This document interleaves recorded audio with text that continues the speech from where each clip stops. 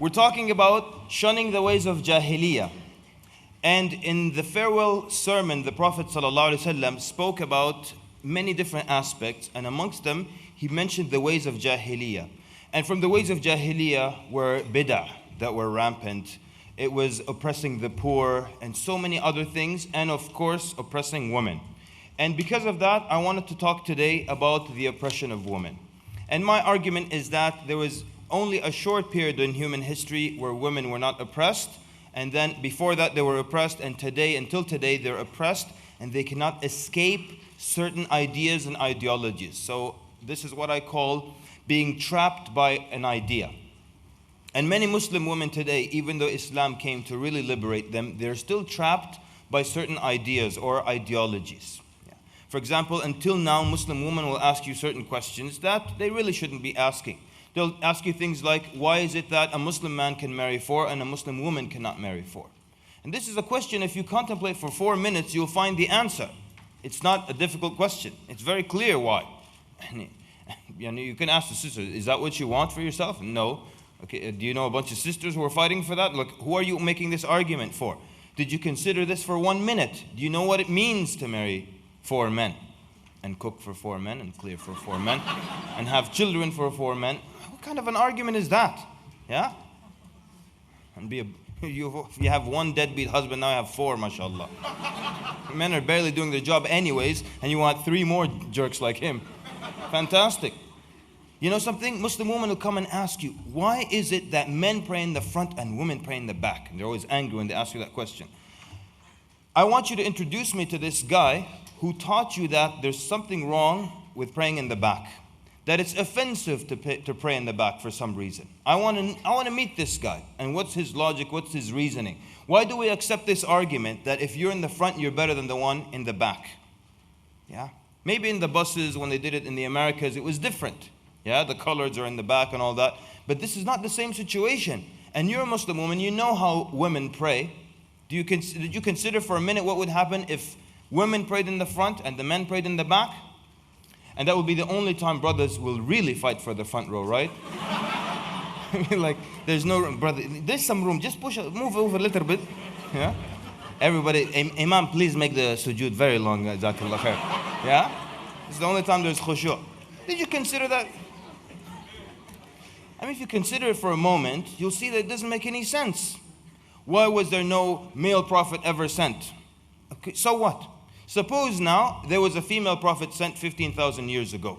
Would that make you a better person sitting here today? Would that make you sit a little bit higher, perhaps? Okay, all the prophets were males. Does that mean the brothers now today are a bit better believers because all the prophets are males? Are you sitting any taller because all the prophets were males? It means nothing to you. It means nothing to you. But people are trapped by these ideas and they can't escape them. And so I wanted to do a quick summary, and perhaps we'll not do it justice, but 2,500 years of what the ideologies that are related to women went through in these 2,500 years. And what we always want to say is that the radical feminist movement has made life a battle between the sexes. Life is a battle between men and women to see, who will become victorious. And we always tell sisters that, sisters, there is no battle between men and women. There is no conflict between men and women. And do you know why? Because we already won. See, they didn't laugh at that one. No, I'm just kidding. There is no battle between the sexes. There is no war. There is no fight. I said this recently and a sister said, we both win. That still implies there's a challenge. There's some kind of competition. There is no competition. So, let's do a very brief summary of like 2,000 plus years of ideologies concerning women. You go as far back as Aristotle, and he in his writings mentioned that the women are mentally, meaning in a way, mentally inferior to men, that they are deficient in understanding and they cannot be trusted. This is Aristotle. And other Greek philosophers as well wrote to that effect. So now you add these ideas that we already have from the Greek philosophers to when Christianity appeared, and that added all kinds of other issues on top of that as well. So the early Christians contemplated the life of Jesus, and they saw that he never got married. So they concluded that to not get married is better than to get married. And so they innovated rahbaniyah, or celibacy, into their religion. And Allah Azza wa Jal says in the Quran, وَرَهْبَانِيَةً ابْتَدَعُوهَا, and the celibacy which they innovated into the religion. Allah did not ask them of it, but they put it into the religion because they saw Jesus not getting married, so therefore that is the best thing. Add that to the idea in Genesis where the blame of the fall of man, if you read the book of Genesis and the Bible, was entirely put on the woman. So the woman is the reason for the fall of man. The woman is the reason that man was taken out of paradise, that man ate from the tree, and so on and so forth. The Bible puts all the blame on the woman. Well, in the Quran, the blame is not put on the woman, and it's not put on the shaitan either. Allah Azza wa Jal says, وَعَصَى آدَمُ رَبَّهُ. Yeah? So basically, Adam disobeyed his Lord. Not Eve caused him or the shaitan caused him. Adam disobeyed his Lord. The blame was put on him. So now we start to see Jesus being celibate, not getting married as a bachelor. And with the writings of Genesis, the woman being the cause of all evil. So early Christian writers began to say that women are the cause of evil, and they are evil. And as a result of that, they also began to look at intimacy as an evil and a dirty thing. Being intimate with your wife is a very bad thing. And they started to say that you only do that if you want to have children, only for the sake of procreation, not for the sake of enjoyment or anything else. As an interesting note, until today in America we have laws that govern certain things concerning that. These are laws that are just strange laws that are in the books. Obviously they're not enforced or what have you, but it just shows you the effects of that thinking. As a result of that, you see how these things snowball now. As a result of this now, concluding that intimacy is a bad thing and a dirty thing, they also concluded that the paradise is spiritual and not physical. That paradise is only on the spirit and not this. Why? Because it doesn't make sense that you can enjoy something which is bad and dirty. There shouldn't be anything dirty in paradise, so therefore they had to conclude that paradise now is spiritual. That's why there's no intimacy in it.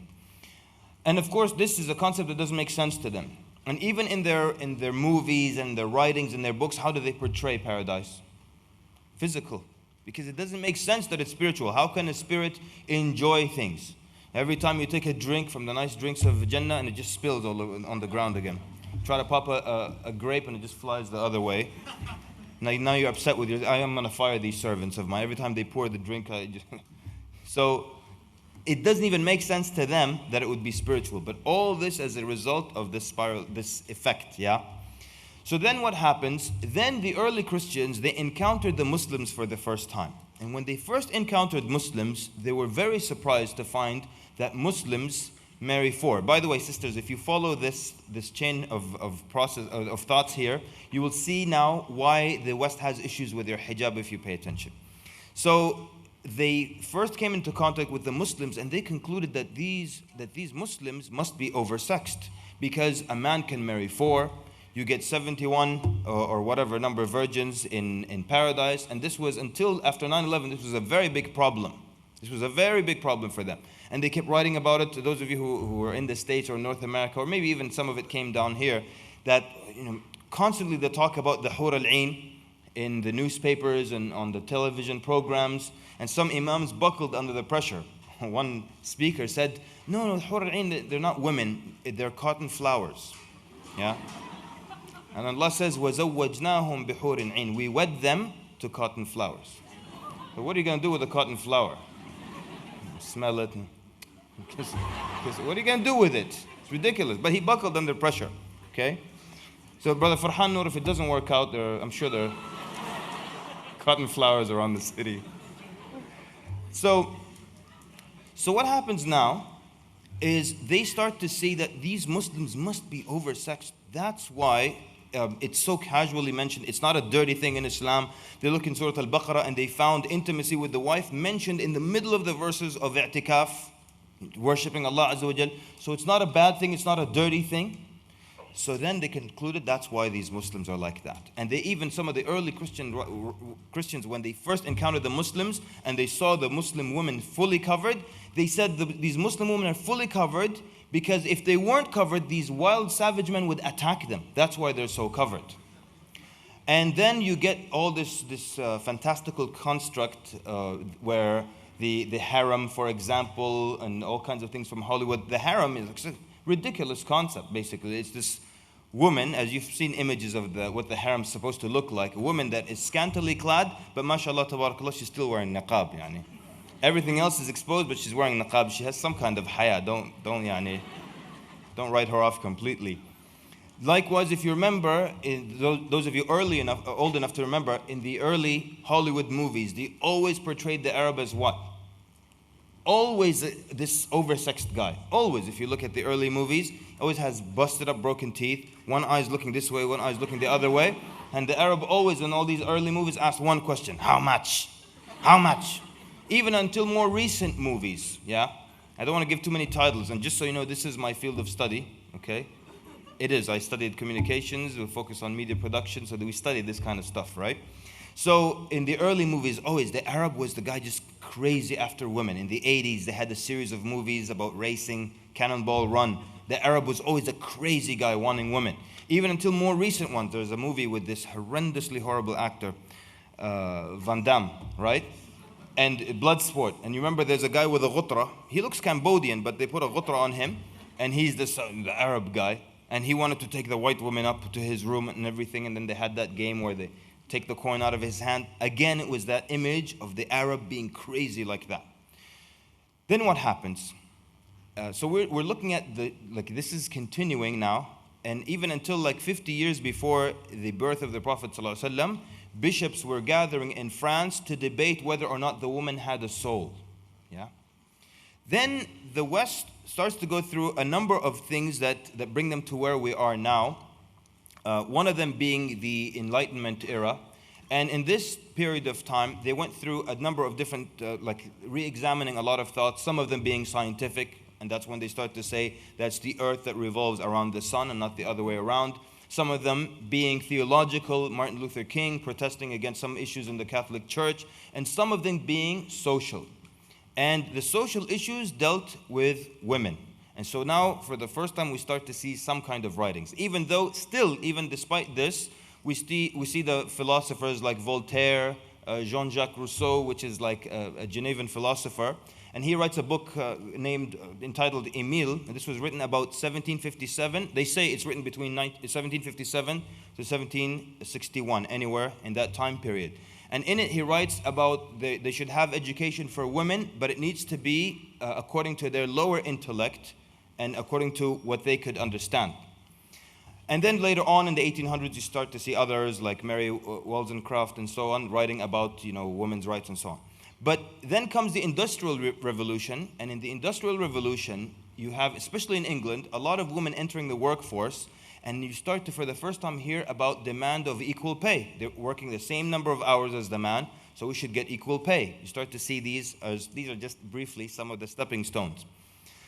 And then after that, the West also goes through, in the 60s, 70s, they go through what is known as the sexual revolution. So after the sexual revolution, they see promiscuity, there's nothing wrong with it. All kinds of deviance, there's nothing wrong with that. So now what happens, so when they were far to the right and the Muslims were in the middle, they looked at the Muslims and they said, you guys are so far to the left. You guys are extreme. Then the West, after the sexual revolution, goes so far to the left, and then they look again at the poor Muslims who are still in the same place and say, you guys are so far to the right. So now after the sexual revolution, they're saying, you Muslims, you're too uptight, there's no intermingling, the women are covered. Now, sisters, you understand why if a nun is walking in front of someone and she's dressed like a Muslimah, nobody says anything. Then a Jewish woman walks by and she's dressed again like a Muslimah, an Orthodox Jewish woman, and nobody says anything. And the minute the Muslim woman walks by, they're like, she's oppressed, poor thing. They're forcing her to wear that. Why are you the only one forced to wear that? It goes back to this idea here. So after the sexual revolution, they start to tell the Muslims that you guys are too uptight. You guys are not relaxed enough in your society. So the Muslims were always in the same place, but they're moving around right and left. So now you understand why there's always this issue with the Muslim woman wearing hijab and so on and so forth. So now they got to this point by questioning values. You question the writings of Plato, Aristotle, St. Thomas of Aquinas, again, was one of those writing, again, degrading the woman, the arguments of is a woman a full human being or not. All these issues, they got to a point where they start to question all these values and all these ideologies. And then they went to another extreme, like in the 90s when they brought up the issue of gender, that there is actually no difference between the male and the female. It's just all about upbringing. And if they're brought up the same way, they'll be exactly the same. And in Islam, we don't have a problem with differences between men and women, because that's part of being fair. When you're fair, you recognize differences. When you're unfair, you assume that everyone is exactly the same and should be treated exactly the same way. I'll give you an example. There was like a mayor or some governor, someone in charge in California. And this man, he was a pervert and an idiot. He was, you will see why. Because he said, why is it that a man can go topless in the beach and the woman can't? One more time, he was a pervert and an idiot. Now you understand. It's very clear, right? So, I mean, you don't know why? You don't know why? You don't see that they're physically different? That's why. So in Islam, to treat two different things as equal in every respect is a form of injustice. Imagine in Islam, the woman in her final trimester in pregnancy still had to fast like everybody else. No excuses. You're all equal. Yes, we're all equal in the sense that this is a human, this is a human. This will be held accountable, this one will be held accountable. But to say that, yes, you have to fast, the man fasts, you fast, would that be fair? It wouldn't be fair. So to treat different things as exactly equal is a form of injustice. That's why we have different fiqh rules and regulations for men and for women. But in the other sense, of course, no one would argue that they're equal. So then they got into the extreme of saying the whole gender issue and that there's no such thing as sex. It's just basically the gender and how you raise the individual. This was another extreme.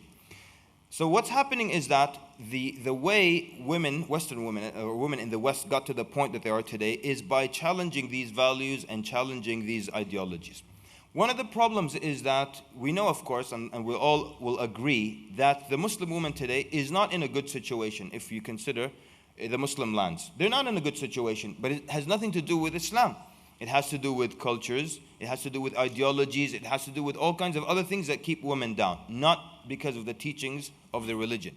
But unfortunately, many women who want to, quote unquote, liberate the Muslim woman, they use exactly the wrong tactic. They want to attack the religion, which is exactly the vehicle that is supposed to get them out of the situation that they're in.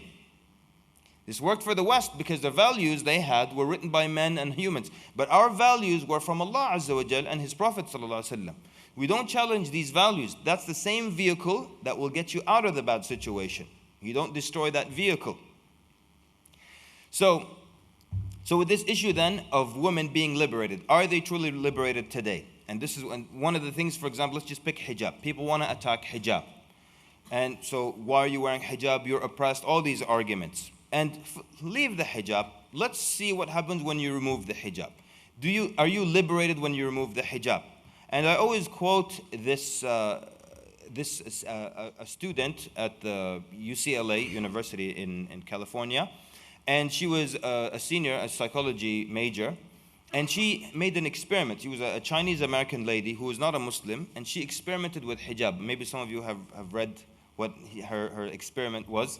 She put on hijab, and then she went out, and then she wrote this article. And it was really incredible, her insights and the things that she discovered when putting on hijab. So she says, by covering myself, I did not cover my femininity. The only thing I covered was my sexuality. She said, covering the latter allowed me to express more the former. Yani the more I covered my sexuality, the more I could be free and be an individual and be a human being. And this is exactly the problem today. So if hypothetically a woman enters into a meeting room, there's a meeting, and the woman is not dressed properly. Let's say she's quote unquote attractive and she's dressed very, very improperly. She walks into a meeting room. What is the first thing the men will think? Oh, she's very intelligent, mashallah. This will be a productive meeting. No, they're going to look at her as a sexual object. That's all they're going to do. That's all they'll see.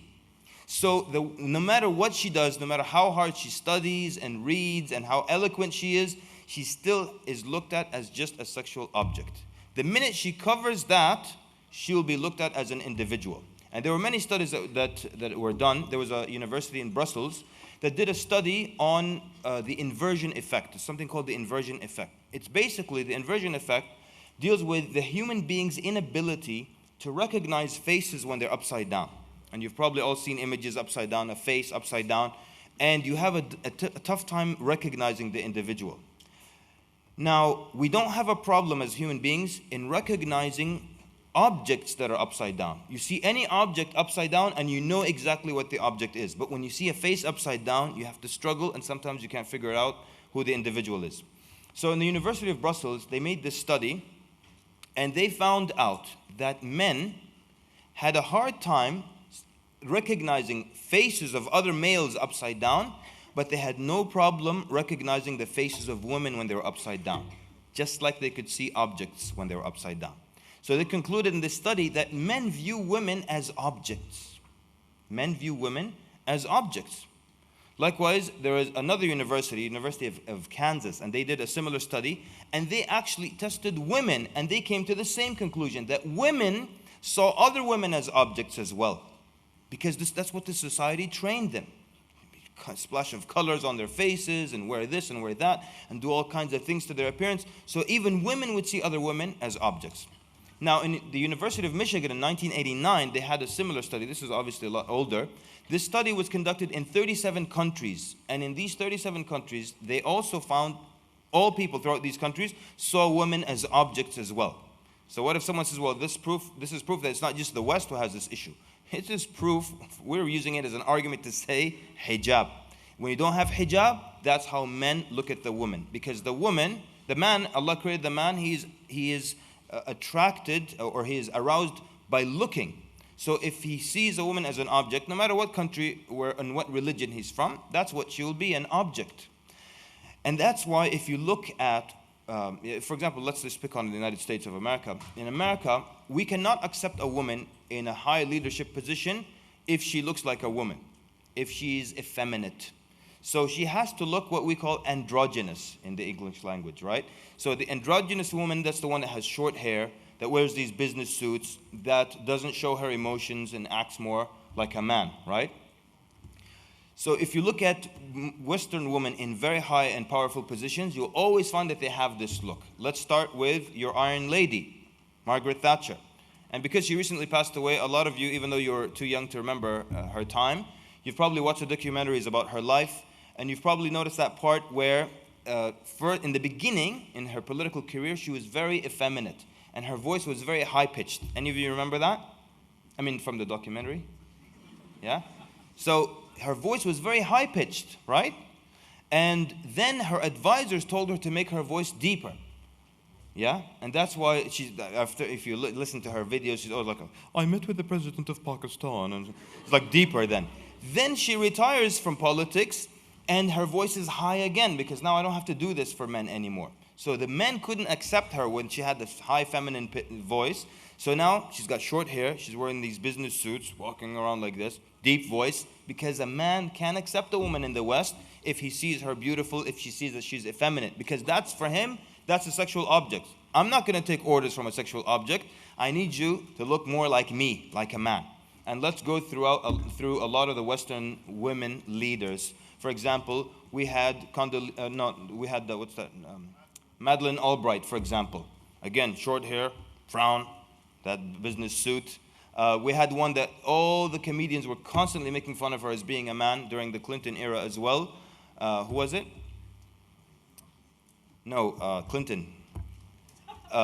Anyway, no, Clinton era, yani. And so basically, Janet Reno, thank you very much. And Janet Reno was always a man for the comedians. And she had short hair again. She came in like a man like that. Then you have Hillary Clinton, and again, short hair, these business suits. When she was running against Obama in the presidential elections, you would read what they write about her.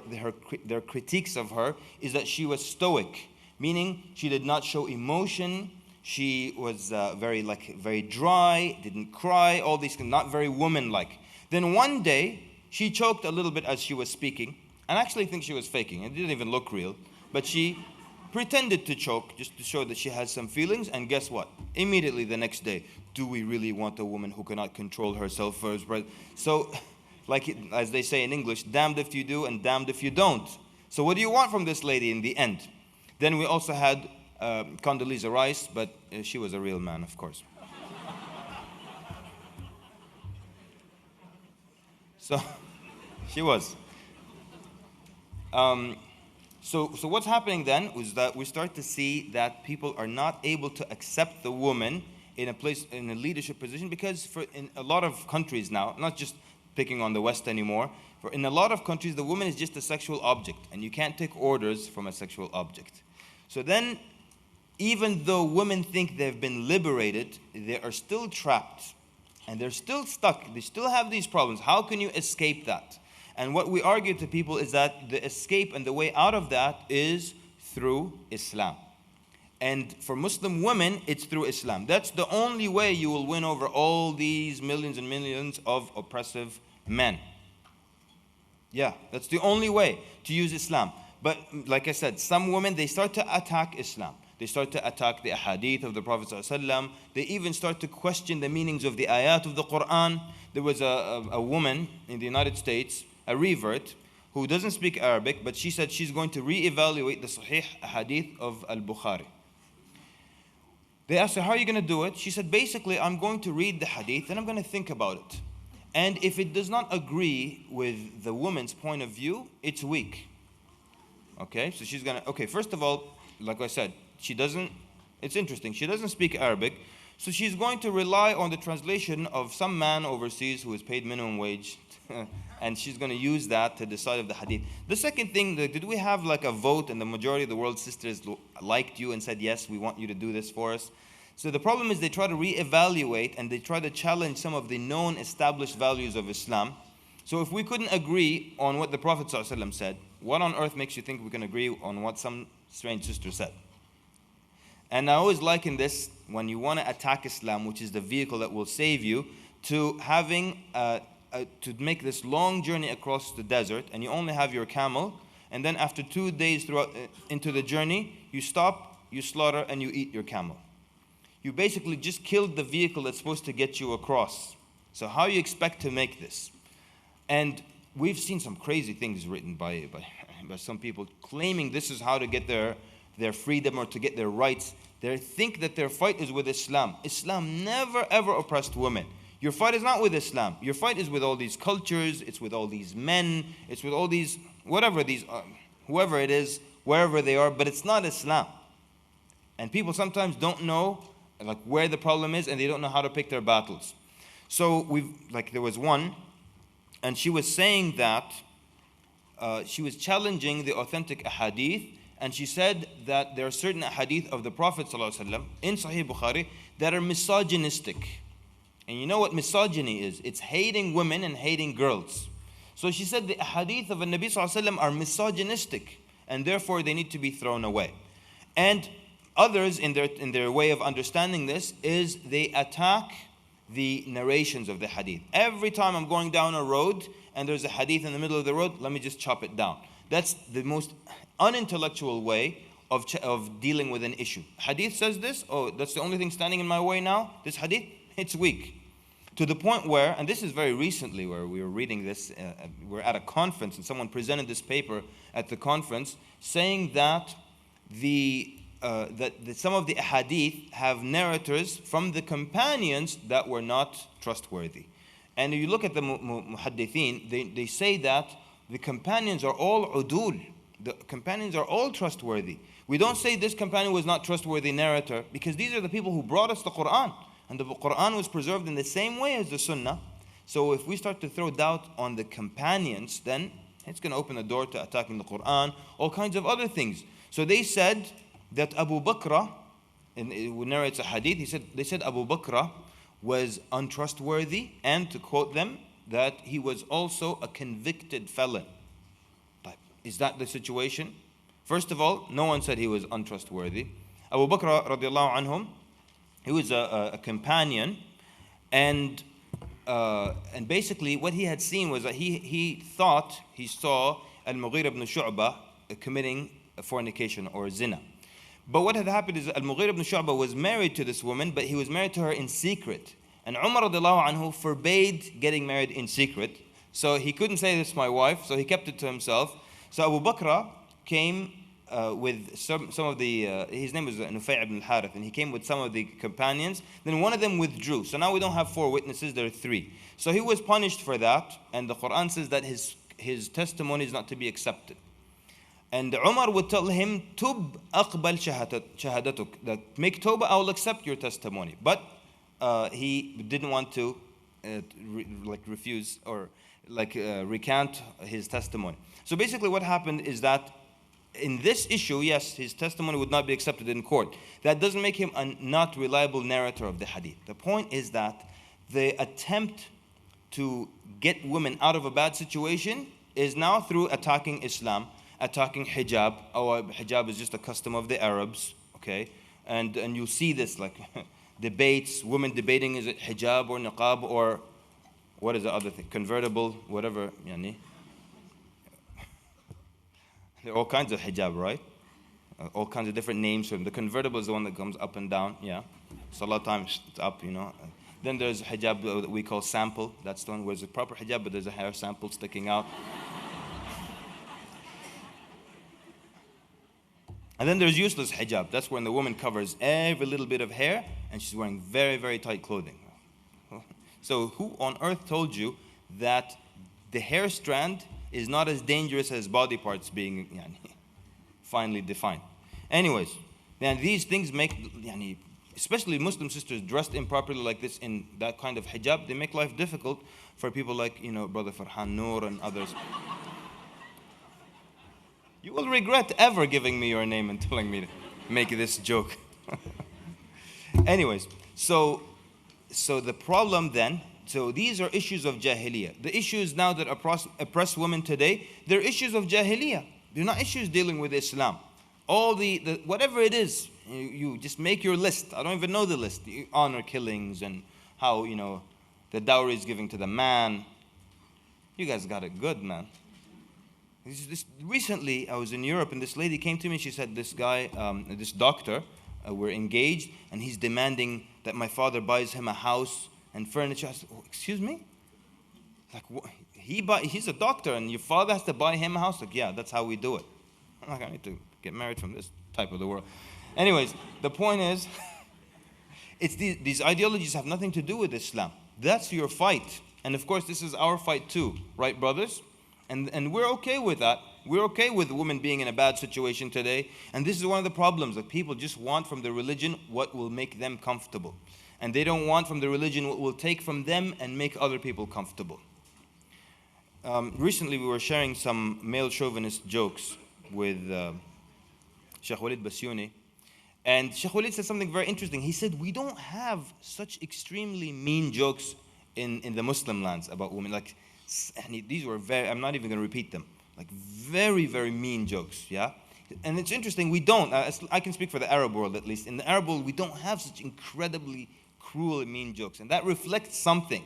So for the women who are in the West, they're still oppressed, they're still shackled, they cannot break free from being objects and objectified because that's how they are in the magazines, in the newspapers, on television. Every commercial, even if it has nothing to do with a woman, you put a woman on it.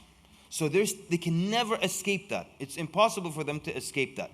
And these women who are shackled are coming to you who are semi-liberated, because Islam liberates you from that side, and then your culture and your society and your community puts you down from another side. So you're still semi. That's why I argued in the beginning that there's only a brief period of time, around the time of the Prophet ﷺ, and years after that, where women were liberated, and after that it just went downhill again. So these who are shackled are coming to you who are semi-liberated and telling you, don't be oppressed. So the solution really is in Islam. That's our argument. I'll stop here, inshallah. Barakallahu feekum, jazakumullah khair very much for being an attentive audience. I would like to say that if you benefited and enjoyed this lecture, my name is Kamal al-Mekki. If you did not find this useful at all and you did not enjoy this, my name is Abu Isa Ni'matullah. Assalamu alaikum wa rahmatullahi wa barakatuh.